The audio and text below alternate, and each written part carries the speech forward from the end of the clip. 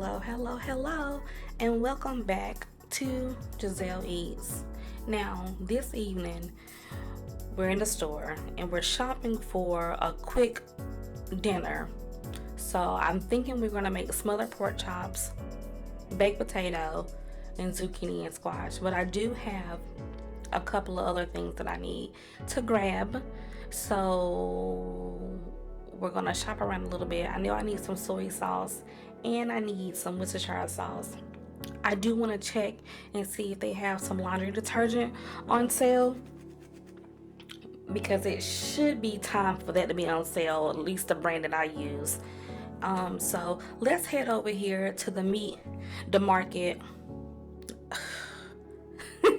Not the meat, the market. I'm all over my words. I'm tired. I'm tired. I am so tired and exhausted. And let's see what pork chops they have on sale and what looks good. I'm looking for the thick cut pork chops, the 1 inch, the 1.5 inch cut. These right here. I really like those for smothering. I have fried these before. I like a thick pork chop. I'm not into boneless. I'm not into the thinner cut. I like a little meat on my pork chop. But these are perfect for putting on the grill and smothering. So that's what we're gonna do today.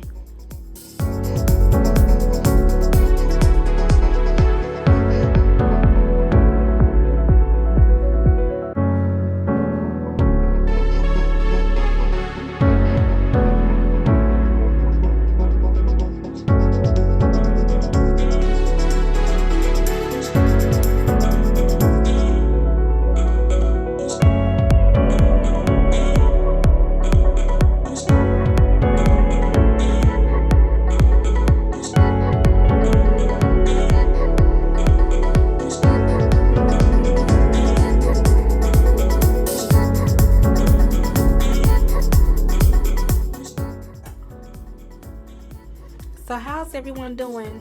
It's a lot going on in the world right now. I hope everybody is staying safe and positive and in good spirits. Hug on your loved ones. Hug on your loved ones. One day we are here and the next day we are gone. So love on those who love on you.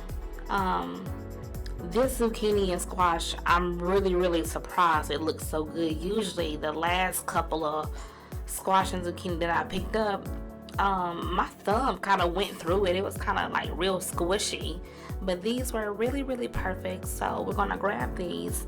Also, you see this little sign right here, the local neighbor. I always look for those signs and read those so you can know about your local fresh produce. Support your local fresh produce. It's always good.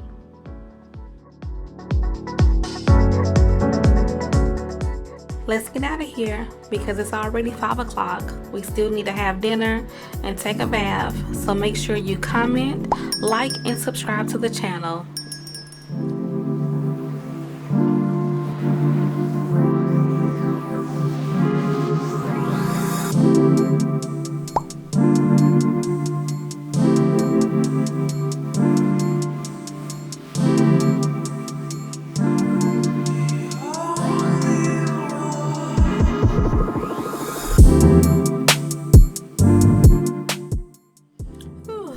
So we made it, and here are our beautiful pork chops. Let's get these seasoned up with some flaky salt, garlic powder, and onion powder.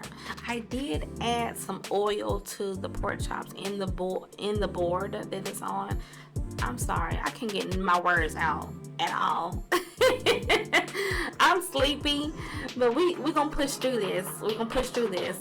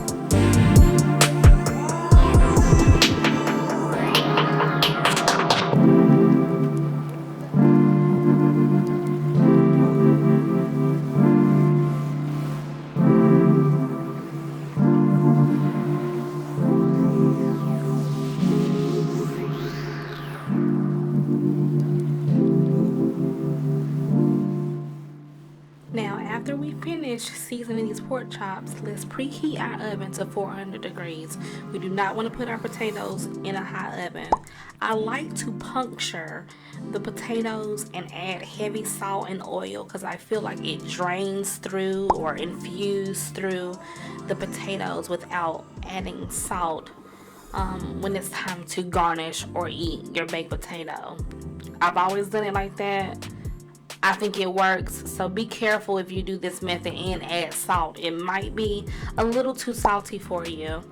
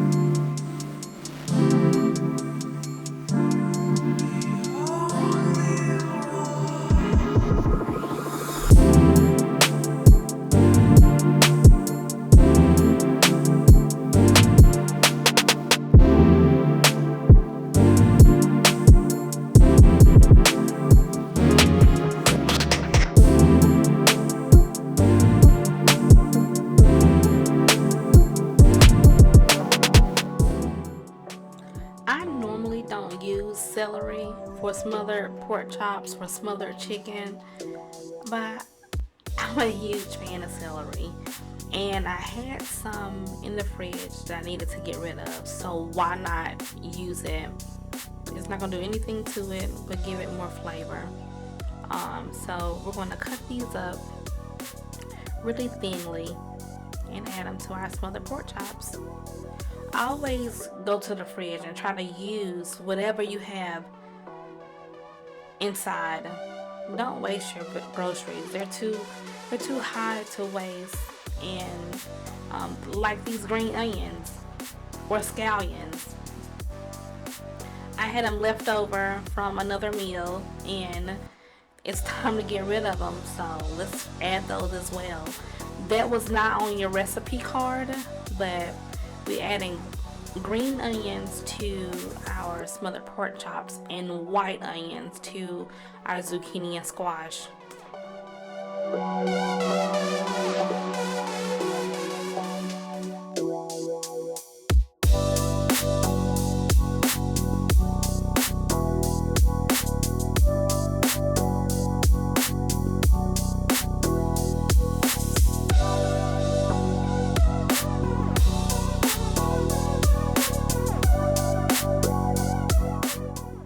Honestly, I'm really shocked that I'm cooking zucchini and squash. It's not a go-to for me. I do like it, but it's something that I usually opt out on eating at hibachi spots or if anyone else makes it. I don't know what the problem is, but I don't normally eat it, so I'm really shocked that I'm having it tonight.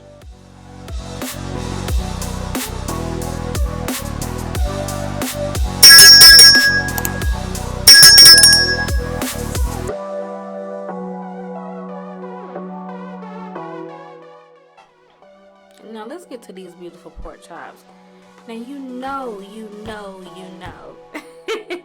y'all have been here through three videos now. You know I'm gonna put some Crisco in that pan. I'm gonna put some Crisco in that pan and I'm gonna brown these pork chops down to the ground. Pecan tan pork chops. Don't have these pork chops all tan and pale, looking like the bottom of your feet. I know what they're laughing about. I I think I do too, but what are you laughing about? You know what they're laughing I'm laughing at Chuck. I know what they're laughing at. You understand? Shaq is over there crumbling up paper. That's why I was laughing. I'm serious. Brown these pork chops 10 to 15 minutes on each side. Medium high heat. Look how beautiful this is. Look how beautiful this pork chop is. Take your time.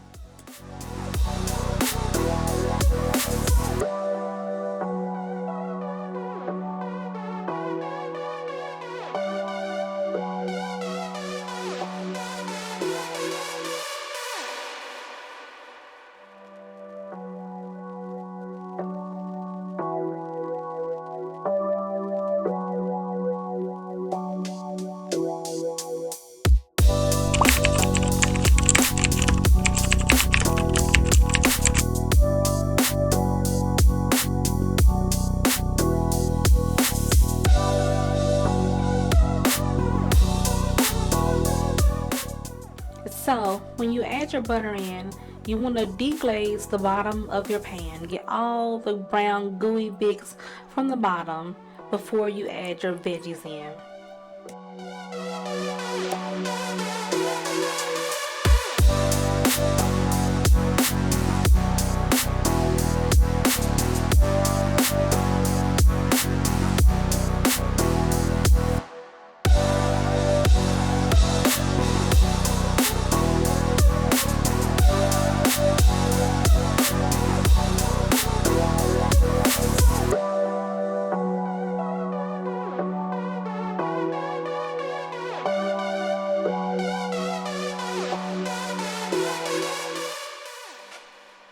Now, saute these vegetables until they're tender, or you see the juice or water extracting from the vegetables.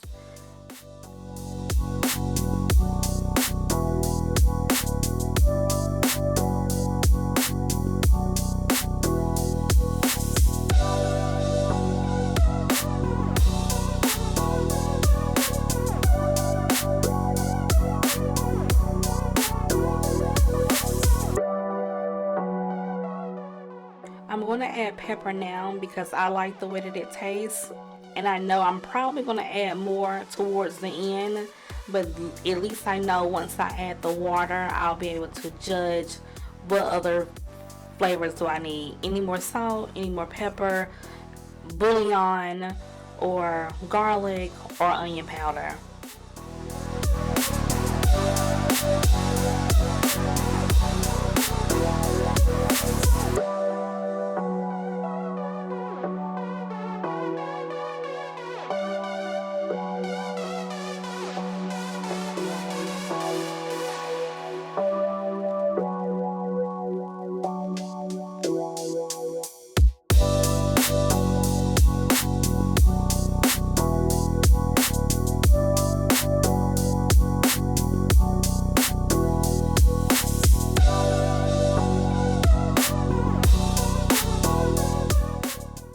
Now listen to me now. Making gravy isn't easy. You know, people always say, oh, it's just a little bit of this and a little bit of that. No, making gravy is not easy. It took me a while to learn. So if you're a beginner cook, find a good flour or a good cornstarch and go slow. And the main thing, you just want to cook the flour until it's brown, or you know it's completely dissolved, or if you need a time, 5 to 10 minutes, just to make sure that the flour is cooked well and in with the butter and the veggies.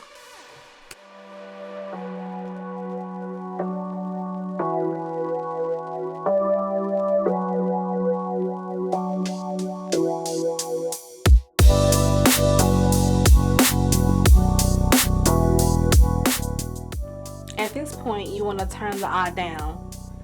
If anything is sticking or getting gooey on the bottom, add a touch of water to loosen it up, or let the vegetables simmer a little more to extract more juice, as you see it's doing in the bottom of the pan.